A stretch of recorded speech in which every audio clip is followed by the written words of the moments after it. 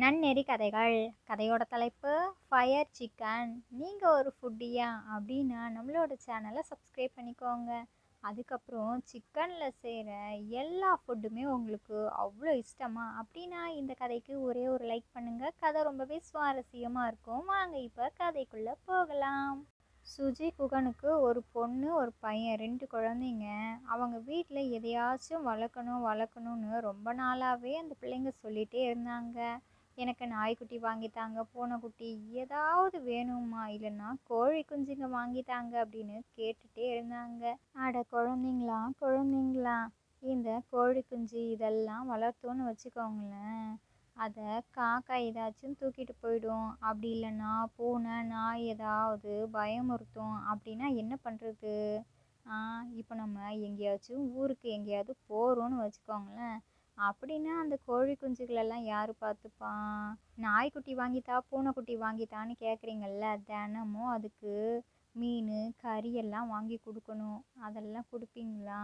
வீட்டுக்குள்ளேயே பாத்ரூம் போயிடும். அதெல்லாம் யார் சுத்தம் செய்வா? நீங்கள் செய்வீங்களா? அதே மாதிரி தான் கோழி குஞ்சுகளும். அது கொஞ்ச நாள் குட்டியாக இருக்கும், கொஞ்ச நாள் ஆனோன்னையுமே பெருசாகிடும், பறக்க ஆரம்பிச்சிடும், கொத்தும், எல்லா சேட்டையும் பண்ணும், உங்களையே விரட்டிட்டு வரும். அப்போ என்ன பண்ணுவீங்க? வேண்டாம் வேண்டான்னு சொல்லுவீங்க. அதுக்காக தான் சொல்கிறது, எதையும் நம்ம வளர்க்க வேண்டாம், நம்ம நல்லா ஜாலியாக இருக்கிறோம்ல.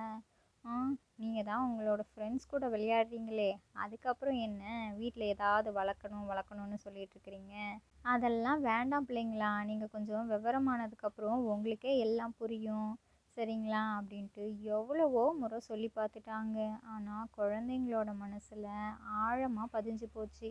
என்னோடய ஃப்ரெண்ட்ஸ் வீட்டிலலாம் இருக்குது, அவங்க அது வச்சுருக்குறாங்க இது வச்சுருக்குறாங்க, கிளி பூனை எல்லாமே இருக்குது அவங்க வீட்டில். அது இல்லாமல் எலி கூட வளர்க்குறாங்களாம். நாங்கள் என்ன அப்படியா எல்லாத்தையும் கேட்டுட்ருக்குறோம்?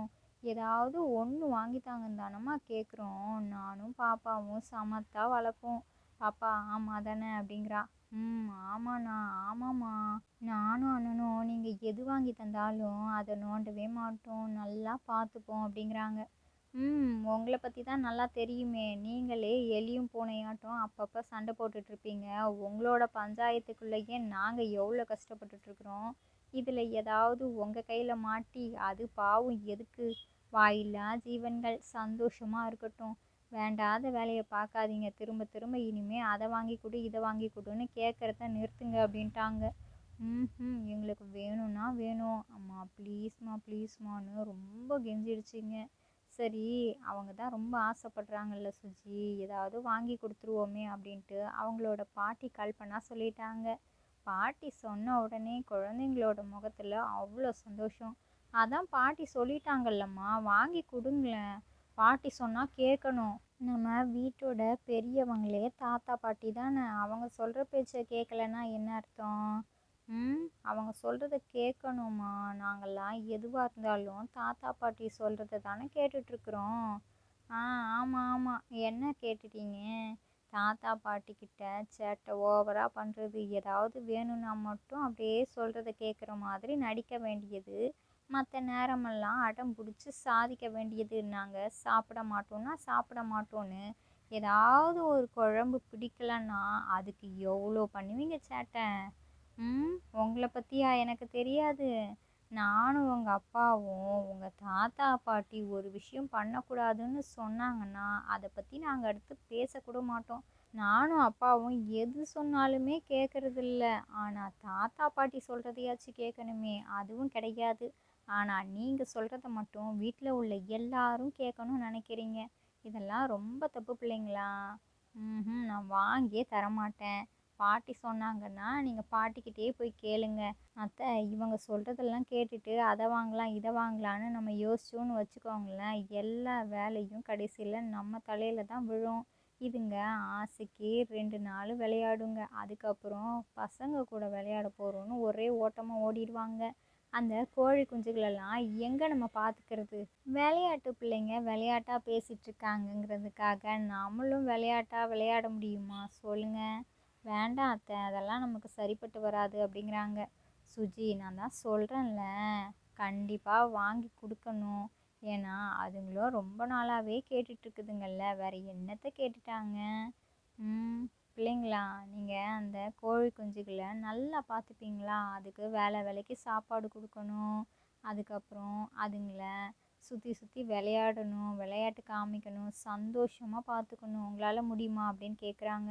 அதெல்லாம் முடியும் பாட்டி. நாங்கள் அதுக்கு பாத்ரூம் வந்துச்சுன்னா பாத்ரூம்குள்ளே கூட்டிகிட்டு போய் பாத்ரூம் இருக்க வச்சு கூட்டிகிட்டு வருவோம். அப்புறம் பசிக்குதுன்னா நாங்கள் தட்டில் சாப்பாடு வச்சு கொடுப்போம். விளையாடணும்னு கூப்பிட்டுச்சிங்கன்னா நாங்கள் 2 பேருமே போய் விளையாடுவோம் அப்படிங்குதுங்க. பாரேன் எப்படி பேசுதுங்க பாரேன். குழந்தைங்கன்னா இப்படி தான் இருக்கும் சுஜி.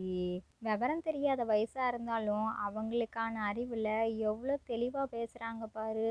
இதெல்லாம் பார்க்குறதுக்கே நல்லா இருக்குல்ல. விளையாடட்டும், வாங்கி கொடுத்துருவோமே அப்படிங்கிறாங்க. சரி அத்தை, நீங்கள் என்னமோ சொல்கிறீங்க, இவங்க சொல்கிறாங்கன்னு கடைசியில் உங்களை கோழி மேய்க்க விட்டுற போகிறாங்க. அதுதான் நடக்க போகுது. சரி சரி, வாங்கலாம் வாங்கலாம் அப்படின்ட்டாங்க. ஐ ஜாலி ஜாலி. நாங்கள் கேட்குற மாதிரியே நீங்கள் சூப்பராக ஓகே சொல்லிட்டீங்க. கோழி குஞ்சுகள் நம்ம வீட்டுக்கு வரப்போகுது. நாங்கள் அதுங்க கூட செம்ம ஜாலியாக என்ஜாய் பண்ணுவோம். தேங்க்ஸ்மா பாட்டி. பாட்டி உங்களுக்கு தான் ரொம்ப ரொம்ப தேங்க்ஸ் பாட்டி. நீங்கள் தான் எங்களுக்காக அம்மாக்கிட்ட இவ்வளோ பேசியிருக்கிறீங்க. ரொம்ப தேங்க்ஸ் பாட்டி, என்னோட செல்ல பாட்டி நீங்கள் அப்படிங்குதுங்க ரெண்டுங்களும். அதுக்கப்புறமா 5 கலரில் கோழி குஞ்சுகளை வாங்கி தந்துட்டாங்க. அது எல்லாமே நல்லா பெருசாக வளர்ந்துருச்சுங்க. நல்லா சூப்பராக பார்க்குறதுக்கு கொழு கொழுன்னு இருக்குது. அந்த 5 கோழிகளுமே இப்போ முட்டையிட்டுருக்குது. முட்டையிலேருந்து குஞ்சு பொரித்து அந்த 5ம் சும்மா பார்க்குறதுக்கு ரொம்ப அழகாக இருக்குது. அந்த 5 குஞ்சுகளுமே இப்போ வளர்ந்துருச்சுங்க. குழந்தைங்க கோழி குஞ்சுகளை வாங்கி தரதுக்கு முன்னாடி எவ்வளோ ஆசைப்பட்டாங்களோ, வாங்கி தந்ததுக்கு அப்புறமா அதுங்கள ரொம்ப ரொம்ப கண்ணும் கருத்துமா பொறுப்போட கவனிச்சுக்கிட்டாங்க. 5 கோழி குஞ்சுகளை 5 கோழிகளாக மாற்றி இப்போது 10 கோழிங்க இருக்குது. இவ்வளோ பெரிய கோழிங்களாயிடுச்சு. இப்போ என்ன பண்ணுறது? முட்டையிடும்ல, அந்த முட்டை எல்லாமே நம்ம வீட்டுக்கும் பயன்படுத்திக்கலாம். அதுக்கப்புறம் குஞ்சு பொரிக்குதுன்னா அதுக்கும் அடைக்கி வச்சுக்கலாம் அப்படின்ட்டு இவங்க இப்படியே பண்ணிகிட்ருக்குறாங்க. இந்த ராமசாமியும் குகனும் வீடு கட்டுற வேலை பார்த்துட்ருக்குறாங்க. இந்த கோழி குஞ்சுகள் எல்லாமே நல்லா பெருசாக வளர்ந்துருச்சுல்ல, முட்டையிட ஆரம்பிச்சிருச்சுங்க. ஆனால் இந்த சமயம் மழை, சரியான மழை பெய்யுது. இந்த ராமசாமிக்கும் குகனுக்கும் சுத்தமாக வேலையே இல்லை. இவங்களுக்கு தெரிஞ்ச ஒரே வேலைனா அது இந்த கொத்தனார் வேலை தான். வேறு எங்கே போய் வேலைக்கு போவாங்க? மழை விடும் விடும்னு பார்த்துட்டே இருக்கிறாங்க. மழையும் விடுற மாதிரி இல்லை, வேலைக்கும் போகவும் முடியல. இந்த சுஜியும் கல்பனாவும் ராமசாமியும் குகனும் கொத்தனார் வேலைக்கு போயிட்டு வந்து சம்பளத்தை கொடுப்பாங்கல்ல, அதில் வீட்டுக்கு தேவையான விஷயங்களை செஞ்சுட்டு அதுக்கப்புறம் மிச்ச காசு எல்லாமே சேவிங்ஸாக சேர்த்து வச்சுட்டு இருந்தாங்க. அப்புறம் இந்த 10 கோழிகளும் நிறைய முட்டையிட ஆரம்பிச்சிருச்சா. நாட்டுக்கோழி முட்டைகளெல்லாம் விற்பனை செய்கிற காசையும் அவங்க பேங்க்கில் போட்டு போட்டு வைக்கிறாங்க. இந்த சமயத்தில் தானே குகனுக்கும் ராமசாமிக்கும் வேலை இல்லாமல் இருக்குது. இந்த சுஜி நல்ல வேலையாக பேங்க்கில் கொஞ்சம் கொஞ்சமாக காசை சேர்த்து வச்சது நல்லதாக போச்சு. இப்போ இவங்களோட சூழ்நிலை கஷ்டமாக இருக்குதா, அந்த காசை வச்சு வீட்டுக்கு தேவையான செலவுகளெல்லாம் பார்த்துக்கிறாங்க. இப்படியே போயிட்டுருக்குது. ஆனால் மழை விடவே இல்லை. குழந்தைங்க ஆசைப்பட்டதுனால தானே கோழி குஞ்சுகளை வாங்கினாங்க. அந்த கோழிகளால் தானே இப்போது முட்டை, நாட்டுக்கோழி முட்டையை விற்பனை செஞ்சு அதுவும் ஒரு சேமிப்பாக இருக்குது. இந்த மழையிலையும் குழந்தைங்க அவங்களோட ஃப்ரெண்ட்ஸ் கூட விளையாடணும்னு அங்கேயும் இங்கேயும் கொடையை பிடிச்சிட்டு விளையாடுறதுக்கு போயிட்டு வந்துக்கிட்டு இருக்கிறாங்க. அந்த பாப்பாவும் தம்பியும் வரும்பொழுது ஒரு பாப்பாவை கூட்டிகிட்டு வர்றாங்க. அதாவது அவங்களோட ஃப்ரெண்டு வீட்டு பக்கத்தில் இருக்கிற பொண்ணு தான். அவங்க அம்மாவும் வேலைக்கு போயிடுவாங்க, அப்பாவும் வேலைக்கு போயிடுவாங்க. பாட்டி மட்டும்தான் வீட்டில் இருப்பாங்களா, தனியாக இருப்பா, போர் அடிக்கும். அப்பப்போ இவங்க 3 பேருமா சேர்ந்து தான் விளையாடுவாங்க. இன்னைக்கு வா எங்கள் வீட்டுக்கு போகலான்ட்டு கூட்டிகிட்டு வந்துட்டாங்க. ஏற்கனவே குழந்தைங்க ஃபயர் சிக்கன் வேணுமா, சிக்கன் ஃப்ரை செஞ்சு கொடுங்கன்னு கேட்டுகிட்டே இருந்தாங்க. மழை வேற இப்படி பெய்யுதில்ல, இவங்களோட குடும்பத்தில் உள்ள கஷ்டம் அந்த குழந்தைங்களுக்கு எப்படி தெரியும்? 10 கோழிகள் இப்போ 20 கோழிகளாக இருக்குது. அதுலேருந்து ஒரு கோழியை எடுத்து இந்த குழந்தைங்களுக்காக ஃபயர் சிக்கன் செஞ்சு வச்சுருக்குறாங்க. அந்த பொண்ணை கூட்டிகிட்டு வரவும், எங்கள் வீட்டில் பார்த்தியா நல்லா சிக்கன் வாசனை வருது, எங்கள் அம்மா தான் எங்களுக்கு பிடிச்ச மாதிரி ஏதோ செஞ்சு வச்சுருக்காங்க போல இருக்குது, வா வா போய் சாப்பிட்லான்ட்டு மூணுங்களும் குடுகுடுன்னு ஓடி வர்றாங்க. அம்மா என்னதும்மா இது? ஃபயர் சிக்கனா? சூப்பராக இருக்கே! ஆ நாங்கள் கேட்டப்போ கோழி குஞ்சு எல்லாம் வாங்க மாட்டோம் வாங்க மாட்டோம்னு சொன்னீங்க. இப்போ பார்த்தீங்களா கோழி பண்ணையே நம்ம வீட்டில் தான் இருக்குது. அதுலேருந்து எடுத்த கோழியா? நம்ம கோழியாம்மா? ஏம்மா இப்படி பண்ணீங்க? கோழிலாம் பாவம்ல, நாங்கள் வளர்க்கறதுக்காக தானே கேட்டோம். அதில் எதுக்குமா ஃபயர் சிக்கன் செஞ்சீங்க? எவ்வளோ ஆசை ஆசையாக நாங்கள் சின்னதுலேருந்து வளர்த்துக்கிட்டே வரோம். அதில் போய் உங்களை யாரும்மா இப்படி சமைக்க சொன்னது? எங்களுக்கு வேண்டவே வேண்டாம், நாங்கள் சாப்பிடவே மாட்டோம். கடையில் உள்ள சிக்கனை வாங்கிட்டு வந்து செஞ்சுருந்தா கூட பரவாயில்லம்மா. நாங்கள் கஷ்டப்பட்டு வளர்த்த சிக்கனில் இப்படியாம்மா செய்வீங்க? ச்சே, நீங்கள் ரொம்ப பண்ணுறீங்கம்மா அப்படிங்குதுங்க. சரி சரி வேண்டாம்ல உங்களுக்கு chicken, fire chicken. Fire chicken வேணும் ஃபயர் சிக்கன் வேணும்னு கேட்டுகிட்டே இருந்தீங்களேன்னு எங்களோட நிலமையை உங்களுக்கு காமிக்காம, சரி பிள்ளைங்க ஆசையாக கேட்குறாங்களேன்னு செஞ்சு கொடுத்தா நீங்கள் வேண்டாம் நான் சொல்கிறீங்க. சரி பரவாயில்ல, நாங்களே சாப்பிட்டுக்கிறோம். அத்தை வாங்க அத்தை சாப்பிட்லாம். ஏங்க வாங்க மாமா வாங்க சாப்பிட்லாம் அப்படிங்கிறாங்க. அம்மா அம்மா அம்மா என்னம்மா? வேண்டான்னு ஒரு வாட்டி சொன்னால் நீங்கள் இப்படி பண்ணுறீங்க. பார்க்கும்போது நாக்கில் எச்சி ஊறுது. எங்களுக்கு வேணும்மா அம்மா அம்மா வேணும் வேணும் அப்படிங்குதுங்க. அப்போனா சரி சாப்பிடுங்க, 3 பேரும் ஷேர் பண்ணி சாப்பிட்ணும் சரியா அப்படிங்கிறாங்க. சரிம்மா சரிம்மா, நாங்கள் 3 பேரும் ஷேர் பண்ணிக்கிறோன்ட்டு அந்த குட்டி தம்பி பாப்பா அவங்களோட ஃப்ரெண்டு 3 பேரும் உட்காந்துட்ருக்குறாங்க. அவங்க 2 பேரும் சாப்பிட்றாங்க, இந்த தம்பியும் பாப்பாவும். அவங்களோட ஃப்ரெண்டு அந்த குட்டி பாப்பா வந்தால அவள் மட்டும் சாப்பிடாம அப்படியே உட்காந்துட்ருக்குறா. என்னாச்சு பாப்பா? சாப்பிடு, 3 பேருக்கும் தானே. சாப்பிடு பாப்பா சாப்பிடு, நல்லா இருக்கும் அப்படிங்கிறாங்க. இல்லை இல்லை வேண்டாம் பாட்டி, எனக்கு இதெல்லாம் வேண்டாம். எங்கள் அம்மா யார் கொடுத்தாலும் எதுவும் வாங்கக்கூடாதுன்னு சொல்லியிருக்கிறாங்க அப்படிங்குது அந்த பாப்பா. அதெல்லாம் எதுவும் சொல்ல மாட்டாங்க, இது நம்ம வீடு தானே. உங்கள் பாட்டிக்கிட்ட நான் சொல்லிக்கிறேன், அம்மாட்ட நான் சொல்லிக்கிறேன், திட்ட மாட்டாங்க. வாங்க வாங்க 3 பேருக்கும் நானே ஊட்டி விடுறேன் அப்படின்ட்டு அந்த கல்பனாவே 3 குழந்தைங்களுக்கும் அந்த ஃபயர் சிக்கனை ஊட்டி விடுறாங்க. நல்லா சூப்பராக இருக்குது நல்லா இருக்குது நல்லா இருக்குன்னு என்ஜாய் பண்ணி சாப்பிட்டு முடிச்சிட்டாங்க. மழை வேற விடவே விடாது போல இருக்குதே. எனக்கு வேற எங்கள் வீட்டுக்கு போகணும், அம்மா வந்திருப்பாங்க. பாவம் பாட்டி வேற தனியாக இருப்பாங்க, அவங்களுக்கும் போர் அடிக்கும்.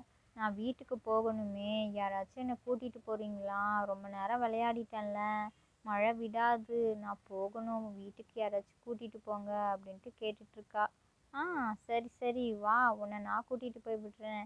பிள்ளைங்களா நீங்கள் 2 பேரும் இங்கே இருங்க, நான் போயிட்டு உங்களோட ஃப்ரெண்டை அவங்களோட வீட்டில் விட்டுட்டு வந்துடுறேன் சரியா? அம்மா சுஜி, நான் போய் இந்த குட்டி பாப்பாவை அவங்களோட வீட்டில் விட்டுட்டு வந்துடுறேன்னு அப்படின்ட்டு அவங்க வீட்டில் உள்ள பெரிய கொடை எடுத்துகிட்டு போயிட்டு அந்த பாப்பாவை அவங்க வீட்லேயும் விட்டுட்டு இந்த குகனு இவங்களோட வீட்டுக்கும் வந்துட்டாங்க.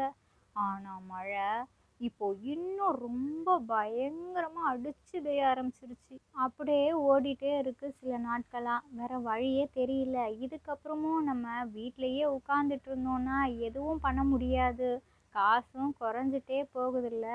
சாப்பாட்டுக்காச்சும் ஏதாவது செஞ்சாகணுமே, என்ன பண்ணலாம்? சரி நம்ம வேணும்னா ஃபயர் சிக்கனை செஞ்சு அதை விற்றுட்டு வரலாம். அப்படின்னா நமக்கு கண்டிப்பாக அதில் லாபமும் கிடைக்கும், நம்மளால் நம்மளோட இப்போ இருக்கிற பிரச்சனையை தீர்க்க முடியும்ன்ட்டு கல்பனாவும் சுஜியும் ஒரு யோசனை யோசிக்கிறாங்க. அதை குகனு ராமசாமிக்கிட்டேயும் சொல்கிறாங்க. சரி சரி, அதை வேணும்னா நம்ம பார்க்கலாம். ஆனால் எப்படி நம்ம வெளியில் கொண்டு போய் விற்க முடியும் அப்படின்னு கேட்குறாங்க. அதெல்லாம் நாங்கள் இங்கெல்லாம் விற்க போகிறது கிடையாது, ட்ரெயினில் போய் விற்க போகிறோம். அப்படின்னா கண்டிப்பாக எல்லாருமே நனையாமல் சாப்பிடுவாங்க, இந்த மழைக்கு ரொம்பவே சூப்பராக இருக்கும், விரும்பி சாப்பிடக்கூடியதாக இருக்கும் அப்படிங்கிறாங்க. என்னது, எங்களுக்கு சம்மந்தமே இல்லாத மாதிரி பேசுகிறீங்க?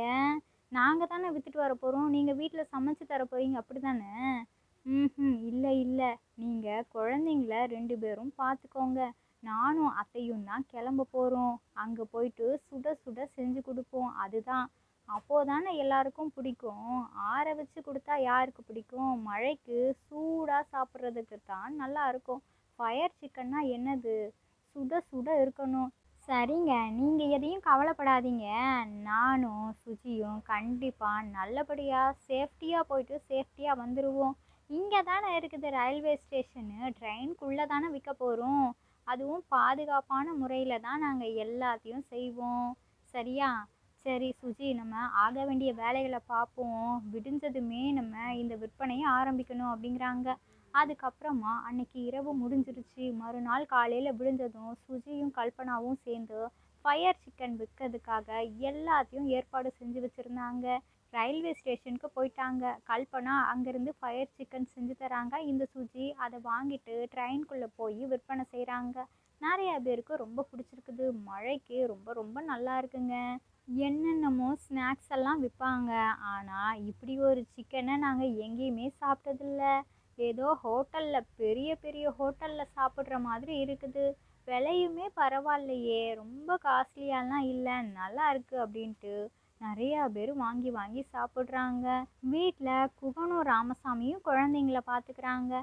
இப்படியே ஒரு வாரம் 10 நாள் 1 மாதம் ஓடிடுச்சு. வியாபாரத்துக்கு எந்த பஞ்சமும் இல்லை.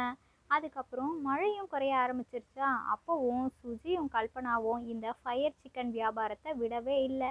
ஏன்னா ஃபயர் சிக்கன் பொறுத்த வரைக்கும் மக்களோட மத்தியில் ரொம்பவே பிடிச்சி போச்சு.